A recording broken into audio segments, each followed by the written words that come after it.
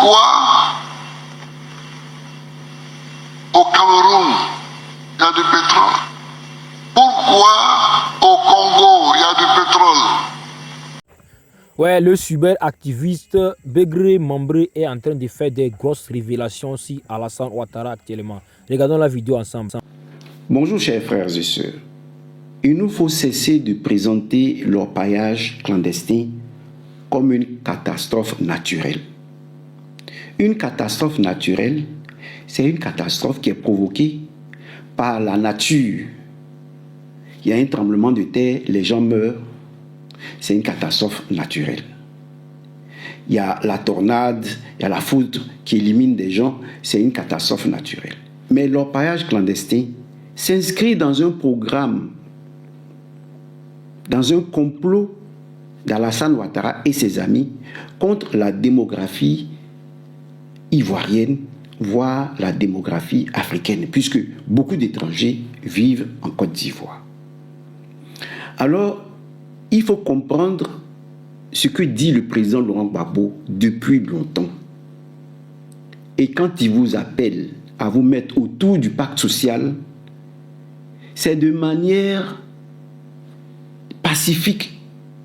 Il veut combattre contre des gens qui sont prêts à utiliser des armes contre nous. Parce que tout ce qu'ils veulent, c'est notre génocide, le génocide des Ivoiriens. Donc ici, il faut comprendre que le complot d'Alassane Ouattara contre la Côte d'Ivoire, c'est un complot contre d'abord notre démographie. Tout est programmé. Écoutez ce que le président Laurent Gbagbo dit déjà au sujet du pétrole, mais au sujet de la volonté politique des présidents et surtout de la volonté politique d'Alassane Ouattara. Écoutez ce qu'il dit. Maintenant au Ghana, il y a du pétrole aussi. Pourquoi au Cameroun, il y a du pétrole? Pourquoi au Congo, il y a du pétrole? Pourquoi aller jusqu'au Venezuela? Mais ce n'est pas eux. C'est parce que les chefs d'État ne sont pas maîtres de leurs actions. Alors, il faut que vous compreniez ceci. Lui, quand il était président, il prenait des décisions seul, avec son gouvernement. Il n'attendait pas la feuille de route de l'Élysée. Voilà pourquoi ils l'ont écarté, même s'il leur donnait des sociétés pour les calmer, pour dire je veux des accords gagnant-gagnant. Eux, ça ne les intéressait pas. Ça ne les intéressait pas parce qu'ils ont un but. Et leur but, c'est quoi? C'est ce que Sarkozy vous dit ici. L'Occident, c'est moins de 800 millions de personnes, si vous prenez les États-Unis et l'Europe. L'Asie, c'est 4 milliards de personnes. C'est la démographie qui fait l'histoire. C'est pas l'histoire qui fait la démographie. Donc nous sommes devenus minoritaires. À l'époque de Louis XVI, la France avait 22 millions d'habitants, la Grande-Bretagne 18, les États-Unis 2. Le monde se passait chez nous. C'est fini. Nous dominions le monde, nous sommes en train d'être dominés. L'axe du monde, l'axe, est en train de muter ouest-est. Si on ne voit pas ça, je ne sais pas ce qu'il vous faut. J'ajoute que rien ne me paraît plus important que de revoir le système multilatéral qui ne fonctionne plus. Quand je suis né, il y avait 2,5 milliards d'habitants. En l'espace d'une vie, la population mondiale a été multipliée par 3. Nous sommes 7,5 milliards. Dans 30 ans, l'Europe aura 430 ou 430 millions d'habitants. L'Afrique sera passée de 1,2 milliard à 2,5 milliards. Sarkozy vous dit que la démographie fait l'histoire. La démographie fait l'histoire. Donc, si nous sommes plus nombreux que les Européens, on va changer. Les Européens ne pourront plus nous commander. Ils ne pourront plus nous obliger à faire ce qu'ils veulent. Et la France va perdre l'Afrique. Vous comprenez? Donc, voilà les actes qui vont demander à Ouattara de poser. Commençons par le contentieux électoral. Est-ce qu'on a besoin de prendre des armes pour résoudre un contentieux électoral? Ouattara a pris des armes parce que Sarkozy l'a voulu, et Sarkozy a même fait adopter des résolutions à l'ONU pour venir réduire la population ivoirienne. Parce que le fait d'utiliser la guerre pour régler un contentieux électoral a produit un génocide. C'est de cela qu'il s'agit aujourd'hui. Le président Laurent Gbagbo dit on ne peut pas continuer d'avancer si on ne sait pas qui a fait quoi en Côte d'Ivoire. Il y a eu un génocide. Mais le génocide continue, ça ne se limite pas à ça. Regardez ce qui s'est passé avec cette décision de Ouattara pour essayer de demander à Gbagbo, le président Gbagbo, de quitter le pouvoir. Regardez cet embargo-là. C'est un génocide. De l'Union européenne sur les médicaments en Côte d'Ivoire est un crime contre l'humanité. L'embargo de l'Union européenne sur les médicaments en Côte d'Ivoire est un crime contre l'humanité. L'impact négatif de cet embargo est vécu dans les hôpitaux et autres centres de santé comme un drame. C'est ce que nous dit Maxime Zobo qui a fait un tour. Depuis le début du mois de février 2011, il est impossible d'embarquer dans les pays de l'Union européenne des produits courants et pharmaceutiques à destination de notre pays. Et ce dans le cadre des sanctions infligées à la Côte d'Ivoire pour des questions électorales. L'impact négatif de cet embargo constitue un drame dans les hôpitaux publics ivoiriens à l'image du CHU de Treichville. Nous subissons de plein fouet cet embargo maritime concernant les médicaments. À titre d'exemple, le CHU de Treichville à la pharmacie, nous oscillons entre un taux de rupture de 45 à 50%. Nous avons mis l'accent sur les produits dits vitaux. C'est-à-dire, lorsque le malade arrive aux urgences médicales ou aux urgences de chirurgie, quels sont les premiers médicaments pour ne pas que le malade meure? Et après, il y a des médicaments dits de confort, et ces médicaments-là, nous sommes effectivement en rupture, ce qui fait que après le post-op, le malade est obligé de parcourir 4, 5 ou 6 pharmacies pour s'approvisionner. S'agissant des pièces qui doivent entrer dans les activités, notamment de radiologie, nos pièces, depuis le 20 février, sont arrêtées à Dakar. Donc, depuis le 20 février, nous ne pouvons faire aucune radio au CHU de Treichville. C'est un petit calvaire que celui qui est obligé de se rendre à l'hôpital commence à connaître. Et si rien n'est fait, cela ne fera que s'accentuer. Ça, c'est certain. En voulant donc asphyxier le peuple de Côte d'Ivoire en médicaments, l'Union européenne ne fait rien d'autre que de programmer méthodiquement sa mort. Si nous prenons les mois de janvier et février, en 2017, comparativement à 2011, on a une chute de consultation d'environ 1800 patients. Et concernant la mortalité a également augmenté. Il s'agit ni plus ni moins d'un génocide silencieux. Un an, quelques mois que je dialyse. Actuellement, il n'y a même pas de kit. Pas de kit, il n'y a rien même.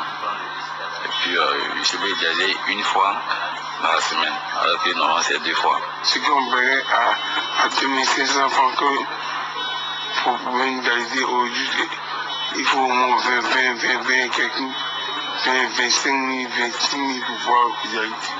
On ne peut pas. Et on dialyse 2 fois dans la semaine. C'est pour une séance, ils appellent 26 000.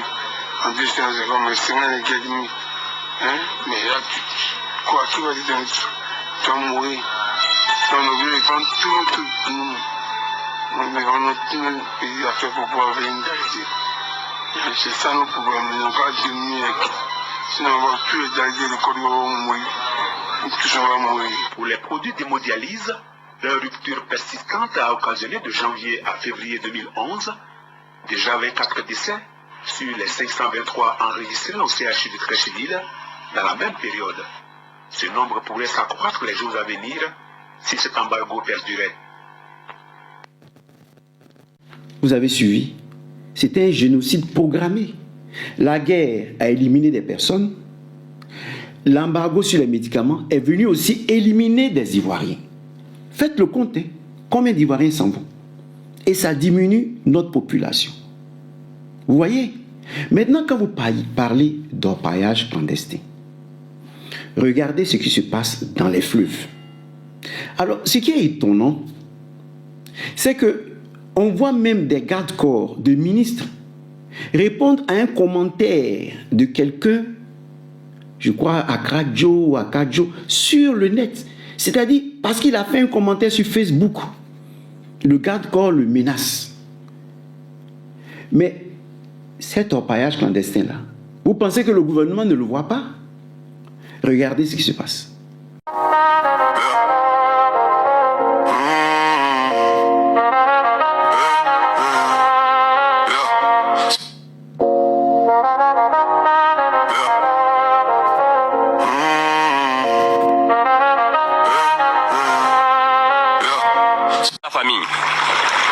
Cette vidéo pour montrer à toute la Côte d'Ivoire, à tout le monde entier, cette catastrophe naturelle que nous vivons, les conséquences de l'orpaillage clandestin. Ils sont en train d'enlever l'or de manière clandestine, de manière abusive même.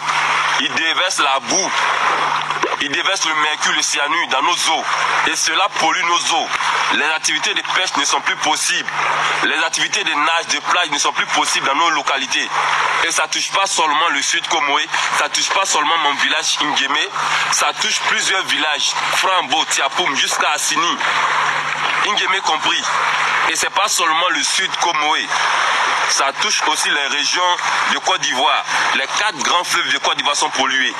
Komoé, Sassandra, Bandama, Kavali, tous ces fleuves-là sont pollués à cause des activités illégales d'orpaillage clandestin. Franchement, on doit lutter contre ces clandestins qui veulent détruire à tout prix notre pays. Alors, ça, ils sont capables de lire un commentaire d'Akradjo, de le menacer. Ils sont capables de mettre le pasteur Jérémie en prison pour ce qu'il a dit dans son église. Et ils ne voient pas que les eaux sont contaminées. Mais, d'ailleurs, les amis, comprenons que c'est un génocide programmé qui continue. Est-ce que la Cour pénale internationale a dit quelque chose concernant le procès? Le président Laurent Gbagbo a dit, ouvrez le procès. Dites-nous qui est responsable puisque j'ai fait la prison. J'en suis sorti. Innocent. Dites-nous qui a organisé le génocide en Côte d'Ivoire. Non. Mais le complot continue. Le complot continue contre les Ivoiriens, contre la démographie ivoirienne continue. Parce que les eaux sont polluées. Et eux, comment ils boivent? Ils ont fait venir des supermarchés expressément. Dominique Ouattara a fait venir des supermarchés. Elle est dans le vivrier, elle fait passer le vivrier en Europe, elle fait venir les supermarchés, et les supermarchés approvisionnent les gens du RHDP en eau. Vous, les militants du RHDP, les imams qui les suivent, l'eau polluée, là, vous buvez ça avec nous, vos enfants boivent ça avec nous. Et le cyanure, ça élimine, ça t'envoie chez Dieu. Alors que tu n'as pas encore fini ta mission sur terre. Le cyanure, ça élimine. L'eau est polluée. Mais vous êtes là, dit Draman. L'eau est polluée. Mais c'est fait exprès. Ça diminue nos populations. Vous avez vu le programme, mais c'est cela. Maintenant, écoutez le programme de Macron. L'administration est continue. Ça, c'est Sarkozy. Il a même fait la prison parce que c'est un mauvais garçon. Il a fait la prison. Mais regardez son successeur, ce qu'il continue, ce qu'il dit. Parce que lui, c'est un philosophe, il est moins brut. Il est plus raffiné dans ses propos. Mais écoutez ce qu'il vous dit ici. Et c'est normal et c'est très bien. La France, depuis 25 ans, elle est bousculée en Afrique. Et c'est normal et c'est très bien. La France, depuis 25 ans, elle est bousculée en Afrique. Et c'est normal et c'est très bien. Et c'est très bien. Et elle est bousculée, pourquoi? Parce que pendant trop longtemps, trop de monde, il faut le dire, dans les grandes entreprises comme dans les administrations, pensait qu'il y avait un précaré. Non, on est français, tout nous est ouvert. Ben fini. Les Chinois sont arrivés, les Turcs, les Américains, beaucoup d'autres, et beaucoup d'autres Africains, et on dit on est plus compétitifs que vous, on est meilleurs que vous, et ils ont pris des parts de marché. Et des pays qui se sont développés ont donné ces parts de marché à des gens qui étaient plus compétitifs que nous. Donc lui aussi, quand il arrive, il laisse la démographie, Ouattara s'en occupe. Maintenant, lui, il veut la guerre contre l'AES, parce qu'il parle de précarité. Nous, nos colonies, là, les Chinois sont venus, ils ont pris nos parts de marché, les Russes sont venus, ils ont pris nos parts de marché. C'est qu'il vous dit, il vous dit, on ne va pas rester comme ça. Donc, on va tout faire pour reprendre nos parts de marché. Vous voyez, est-ce que la Russie, avec la Russie, ce que la Russie fait, ce que la Chine fait, ce n'est pas gratuit. C'est des accords gagnant-gagnant, 50%, kiff-kiff. C'est comme ça. Mais eux, ils disent non. Ils ne veulent même pas de notre liberté. C'est-à-dire, on doit obéir à ce qu'ils nous disent. Et nous les gênons, ils doivent nous faire disparaître. Comme par exemple, vous avez beaucoup de loups. Eux là, quand ils ont beaucoup de loups, ils ouvrent la chasse. Et on diminue les loups. On dit, bon, éliminer tel nombre de loups. Ça fait partie de leur politique. Donc, on nous voit comme des loups, comme des personnes, des noirs, sont gênants. Donc, voilà un de nos frères africains. Et avec ceux qui sont sur l'eau, les Africains qui le font, mais tu réfléchis, tu te dis, mais ces jeunes-là qu'ils ont embauchés, c'est pourquoi? Vous le faites, mais vous vivez en Côte d'Ivoire. Mais si vous allez demain au Mali ou au Burkina Faso ou au Niger, mais vous buvez l'eau de la Côte d'Ivoire. Ou bien vous aussi, vous prenez vos bouteilles d'eau des supermarchés. Vous avez l'argent pour ça. Vous voyez, celui-là, quand il parle de précarité, c'est la guerre contre l'AES dont parle Tchani. Ça va éliminer qui encore? Ça va éliminer des Ivoiriens et des soldats ivoiriens. Donc, l'orpaillage clandestin fait partie du programme d'un complot international de Ouattara contre la démographie ivoirienne, voire africaine. Il faut cesser d'aller à gauche, d'aller à droite, de trouver des raisons sophistiquées. C'est parce que les planteurs n'ont pas de choses qu'ils vont vers les minerais et tout ça. C'est une question de volonté politique. Le président Laurent Gbagbo était là, il payait bien le cacao. Mais si quelqu'un est là et puis il a donné le cacao à sa femme et il ne veut plus que les paysans existent, c'est une volonté politique. C'est voulu. C'est voulu pour que les gens cèdent leur terre. Et quand ils vont céder leur terre, on va dire, ah mais ce sont les paysans qui ont cédé leur terre. Non. C'est programmé depuis le début. On les appauvrit et eux-mêmes là, ils vont nous céder leur terre et on va faire de l'orpaillage clandestin et puis on va venir les empoisonner. C'est tout. C'est tout. Parce que devant la richesse, ils vont trembler. Quand ils seront pauvres, ils seront affamés. Ils vont dire, bon, prenez, nous si on a un lingot d'or, on s'enrichit et puis ça va. Mais ils oublient que quand ils vont s'enrichir, c'est l'eau ils vont boire. L'eau de Côte d'Ivoire ils vont boire. Et même là, Ouattara va même prendre des décisions pour dire, vous n'avez même plus droit au puits. Si l'eau du ruisseau n'est pas contaminée, si vous allez prendre, on vous amende. C'est-à-dire, on nous oblige à prendre l'eau de ceux-ci qui est contaminée. À Sérifix en parlait sur sur son net. Mais c'est cela. Vous allez vers l'abattoir et vous soutenez le berger, le mauvais berger mis là pour vous abattre. C'est incroyable quoi en fait. C'est incroyable. Ou bien vous êtes envoûté parce que c'est pas possible. Pensez au moins, c'est-à-dire, vous allez avoir l'or. Mais l'or, là, vous n'allez pas en bénéficier. Puisque l'eau que vous allez boire, là, que ce soit à Grand Lao et autres, l'eau, là, va vous contaminer. Les poissons que vous allez pêcher, là, ça va vous contaminer. Donc, l'or, là, va servir à quoi? Tu cherches l'or pour bien vivre. Mais tu trouves l'or. Et puis, tu as ton environnement empoisonné. Ça sert à quoi? Ça sert à quoi? Vraiment, essayons de sortir de notre sommeil. Réveillons-nous, réveillons-nous. Parce que c'est un programme. C'est la ruse. Quand on vous dit Satan est rusé, c'est la ruse. Vous voyez? On vous dit oui, c'est pour que l'islam soit au-dessus de tout. Et puis, allez, les musulmans disent on fait ça pour Allah. On combat, c'est la djihad, c'est la guerre sainte. Et puis vous éliminez vos frères. On vous dit oui, vous pouvez faire l'orpaillage clandestin. Allez, faites. Et puis vous allez pour l'argent, et puis vous-même, vous empoisonnez votre environnement. Et vos enfants et vous êtes éliminés. Vous voyez, c'est comme ça. C'est-à-dire, on étudie vos faiblesses.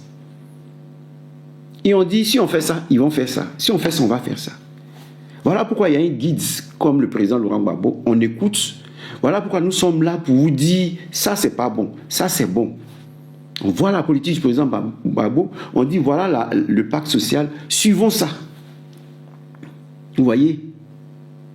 Donc ce soir, je vais vous parler de la conversion de notre sœur Maouka, que vous avez vu hier, Chérif.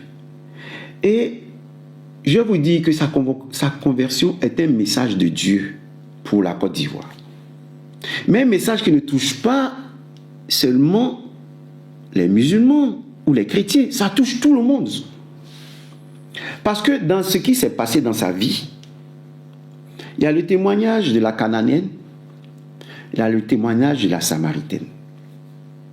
Le message de cette dame Maouka qui est devenue musulmane, Chérif, qui a pour sœur Chérif Massandjé, eh bien celle-là donne un message de paix aux Ivoiriens. C'est un message de paix aux Ivoiriens. Vous allez découvrir ce message de paix ce soir. Mais elle met en cause aussi bien le christianisme que la religion musulmane. Et elle nous montre la voie de la paix. Elle nous montre la voie de la paix. Et je vais profiter pour répondre à la question d'un de mes abonnés qui me demande, mais qui est réellement Mahomet? Est-ce un prophète ou non? Qui est Mahomet? Je vais répondre à cela. À travers des textes bibliques. Tout ce que je fais, c'est à travers des textes bibliques. Donc ce soir, à 22h30, nous allons méditer là-dessus. Merci et à ce soir.